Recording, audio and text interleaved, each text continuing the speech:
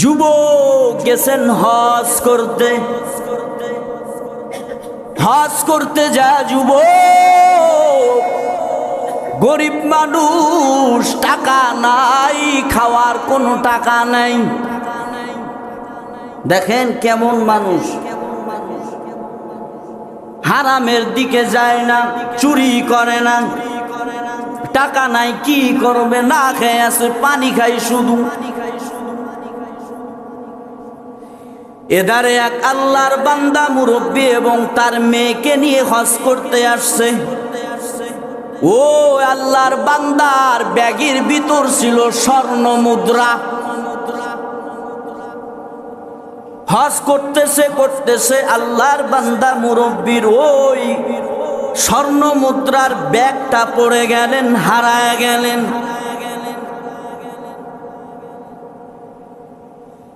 এবার মুরব্বী আল্লাহর বান্দা খোঁজে কই পাওয়া যায়, কই গেল আমার সেই টাকা, কই গেল সেই স্বর্ণ। আমার মেয়ের বিবাহের সময় আমি স্বর্ণটা দিব, কিন্তু হারায় গেল, কি উপায় গম। ঘটনাক্রমে ওই যেই যুবকটা 3 দিন না খাওয়া, পেটে কিছু নাই, 3 দিন না খাওয়া, ওই যুবকটা ওই স্বর্ণের মুদ্রার ব্যাগটা পাইলেন। দেখে কেমন ঈমান, কেমন আল্লাহ ভীরু। ব্যাগটা পাইয়া খুললেন, খুলে দেখে স্বর্ণ মুদ্রা। ইন্না লিল্লাহ পড়লেন। আল্লাহ একই আওয়াজ দেয়া শুরু করলেন, এই স্বর্ণ মুদ্রা কার? কেউ কি আছো এখানে স্বর্ণ মুদ্রার মালিক?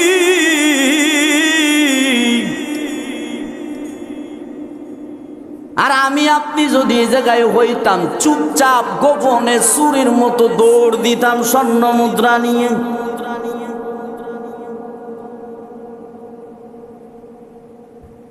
দুনিয়া লুভী মুসলমান আমরা, আর তারা দুনিয়া লুভী মুসলমান ছিল না, তারা আখিরাত লুভী মুসলমান ছিল।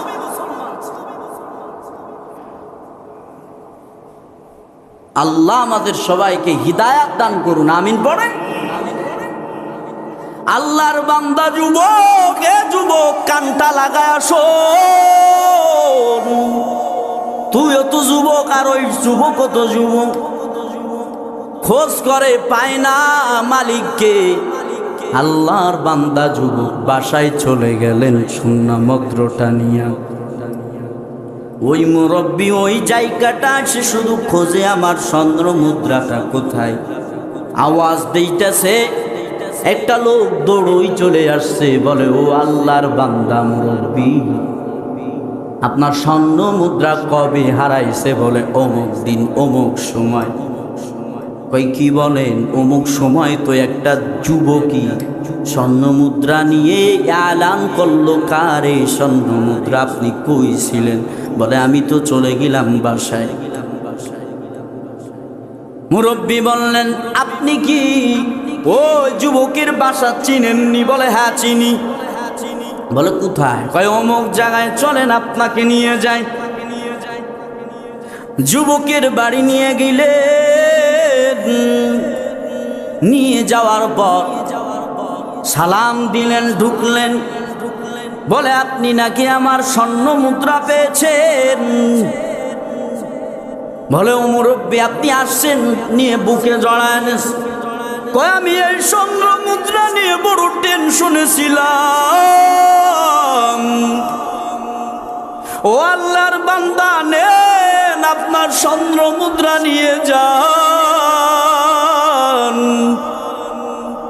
দেখো যুবক কেমন ঈমান, কেমন আল্লাহ ভীরু, কেমন আমার আল্লাহকে ভয় করে।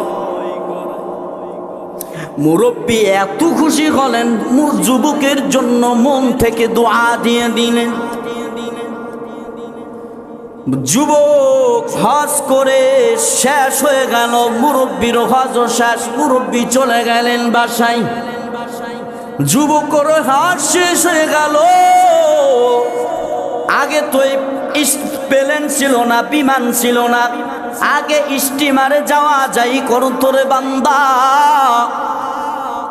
যুবক স্টিমার নিয়া বাড়ির দিকে রওনা, হঠাৎ করে ঝড় বৃষ্টি শুরু হয়ে গেল, সাগরের পানি উঠলান শুরু হয়ে গেল। হঠাৎ করে স্টিমার লঞ্চ ডুবে গেল, অনেক মানুষই ডুবে গেল। এবার ওই যুবক, আল্লাহর কি রহমত, আল্লাহ হিফাজত করনেওয়ালা, যারা সৎ হয়, যারা হারাম থেকে বেঁচে থাকে, আল্লাহ তাদের গায়বাত থেকে আল্লাহ তাদেরকে হিফাজত করে। যুবক চিন্তা করে কই যাব, কোথাও তো যাওয়ার কোনো রাস্তা নাই, এই কেমনে বাঁচবো, এই নদীর পানির ভিতর থেকে কেমনে আমি বাঁচবো। হঠাৎ করে তাকায়া দেখে সামন দিকে কি জানো এমন নৌকা, বড় একটা নৌকার মতো যুবকের সামনে হাজির। কাদের এখন রতুদারি বর কামাল, আংতা রবি আংতা হাসবি দুল জালা। কুদরত কার? আরো আসতে বলেন। ও আল্লাহর বান্দারা, আল্লাহর বান্দা যুবক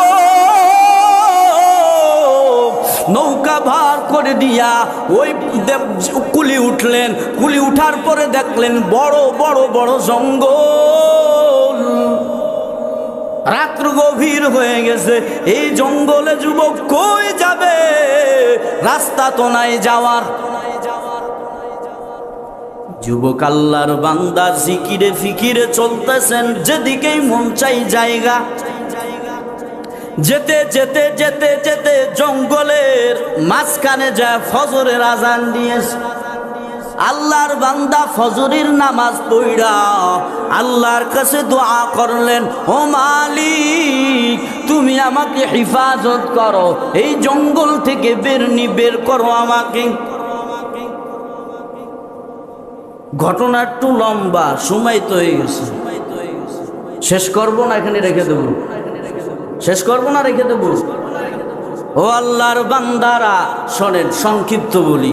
আল্লাহর বান্দা সকালবেলা হয়ে গেছে, পথ চলতেছে চলতেছে, হঠাৎ করে দেখে একটা গ্রামের ভিতর চলে গেলেন। গ্রামের ভিতর যাইয়া আল্লাহর বান্দা ওই গ্রামে যে কি করবে, ওই আল্লাহর বান্দাটা যুবকটা ছিল হাফেজে কোরআন। এক মসজিদ পাইলেন, মসজিদের বারান্দায় বসে বসে কোরআন তেলাওয়াত করে। কারো বাড়ির কাছে যায় না, কারো কাছে যে খানা চাই না, মসজিদের বারান্দায় বসে বসে কোরআন তেলাওয়াত করে। মুসাল্লিরা নামাজে আসে, আর যুবকের কোরআন তেলাওয়াত শুনে অন্তরে লেগে গেল। আহারে কি মধুর তেলাওয়াত। মুসাল্লিরা যুবককে বললে, হে যুবক তোমার বাড়ি কই? কয় অমুক জায়গায়। কি এখানে কেমনে আসলা? সব ঘটনা খুলে বললেন। কয় যুবক আপনি আমাদের মসজিদের ইমাম সাহেব হন, খতিব সাহেব হন। কই কেন? কয় আমাদের খতিব সাহেব 2 দিন আগে ইন্তেকাল হয়ে গেছে, আপনি আমাদের মসজিদের খতিব হন, হাফেজ সাহেব হন, এখানে আপনার মা বাবা আসেনি? কয় মা আছে। কয় আপনার মাকে নিয়ে এখানে আপনি থাকবেন, ব্যবস্থা করে দিলেন কে? আল্লাহ ব্যবস্থা করে দিলেন। ইমাম হয়ে গেলেন, খতিব হয়ে গেলেন, মানুষদেরকে মধুর সুরে বয়ান শোনায়, মধুর সুরে তেলাওয়াত করে। মানুষ পাগল পারা হয়ে গেল যুবকের জন্য। মুসাল্লিরা কমিটিরা এসে কয়, ও যুবক তুমি কি বিবাহ করেছো নি? কয় না আমি বিবাহ করি নাই। কয় তাহলে বিবাহ করো, ভালো একটা মেয়ে আছে। কয় মেয়ের বাড়ি কোথায়? কয় মেয়েটা হলো এই মসজিদের খতিব যিনি ছিলেন তার মেয়ে, কিন্তু এই মেয়েটা এত পর্দাশালী কেউ কখনো দেখি নাই, মহিলাদের থেকে শুনছি ভালো সুন্দরী। বলে ঠিক আছে, বিবাহ করে নিলেন। বিবাহ করে নেওয়ার পর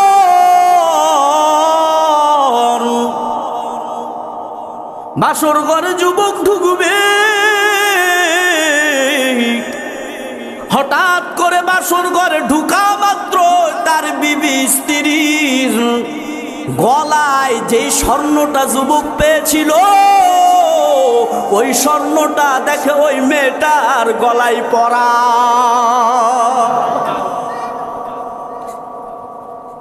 যুবকটা অবাক হয়ে তাকায় রয়েছে গলার দিকে। এখন স্ত্রী চিন্তা করে, কি রে, আমার এত সুন্দর চেহারা, আমার চেহারার দিকে না তাকায় আমার গলার দিকে তাকাইতেছে, একে মনে হয় লুভি, মনে হয় আমার সোনার দিকে তাকাইতেছে, স্বর্ণের দিকে তাকাইতেছে, মনে হয় লুভি। বারবার শুধু স্বর্ণের দিকেই তাকায়। স্ত্রী আদবের সঙ্গে জিজ্ঞাসা করলেন, স্বামী আমার। স্ত্রী একটু কান্না কান্না ভাব, কান্না করে। স্বামী জিগায়, ও স্ত্রী, এই খুশির দিন তুমি কেন কান্না করো? স্ত্রী বলে, আগে আমার প্রশ্নের জবাব দেন, আপনি আমার স্বর্ণের দিকে বারবার কেন তাকান? আপনি আমার দিকে তাকাবেন, লুভি নাকি আপনি? যুবক ডেকে বলে, আগে বলো তুমি কেন কান্না করো, আমি প্রশ্নের জবাব দিব। বলে, আর যদি আমার বাবা যদি বেঁচে থাকতো কতই না খুশি হইতো। বলে, তা তো বুঝলাম। স্ত্রী বলে, বলেন। আমি তো বললাম, এবার আপনি বলেন এই স্বর্ণের দিকে কেন তাকাইলেন? এবার যুবক বলে, রে ও আমার স্ত্রী, ওরে আমি ওই মক্কার ভিতর হজে গেলাম, হজে যে তোমার স্বর্ণ যে কলাটা এইটা আমি খুঁজে পেয়েছিলাম। এই শোনা মাত্র আরো জোরে জোরে কান্না শুরু করলো। স্ত্রী, কি ব্যাপার, জোরে জোরে করে কান্না করো? এবার স্ত্রী ডেকে কই, রে ও স্বামী আমার, ওরে আমার বাবা মৃত্যুর আগে বলে গিয়েছিল আমাকে, আমার এই স্বর্ণটা যেই সন্তান পেয়েছে যুবক, আমার বাবা বলেছিল এই যুবককে যদি আমি পাইতাম এই যুবকের সাথে আমার মেয়েটাকে বিবাহ পড়াইতাম। हकीकत से तो दुनिया बेखबर है, दुनिया की नुमाइश पर नजर है। ও আল্লাহর বান্দারা, হারাম ছেড়ে দেন, ঘুষ ছেড়ে দেন, সুদ ছেড়ে দেন, জাহান্নামের আগুন সহ্য করতে পারবেন না। মায়ার নবী আমার বলে, এক সেকেন্ড পরিমাণ জাহান্নামের আগুন আমার কোনো উম্মত সহ্য করতে পারবে না। এজন্য বাবারা, মায়ার নবী স্পষ্ট বুখারীর হাদিস, নবী বলে, যার ভিতর হারাম ঢুকবে ওই হারাম শরীর জান্নাতে ঢুকবে না, জাহান্নামের আগুনে যাবে। হারাম যারা খান তওবা করেন, হারাম আর খাবেন না, সুদ ঘুষ আর খাবেন না, হালাল পথে চলেন, আল্লাহ বরকত দিবে। ও আল্লাহর বান্দারা, এ যুবক পাউটা গায়া দাও, পাও জড়ায় বলবো, বাবা 5 ওয়াক্ত নামাজ ছাড়ো না, মিথ্যা কথা বলো না। মায়ার নবীর সুন্নত, দাড়িটা লম্বা করে দেন, দাড়ি কেটে নবীকে কষ্ট দিয়েন না। খাটি দিলে তওবার নিয়ে যদি হয়, দুখান হাত আমার আল্লাহকে দেখায়া দাও।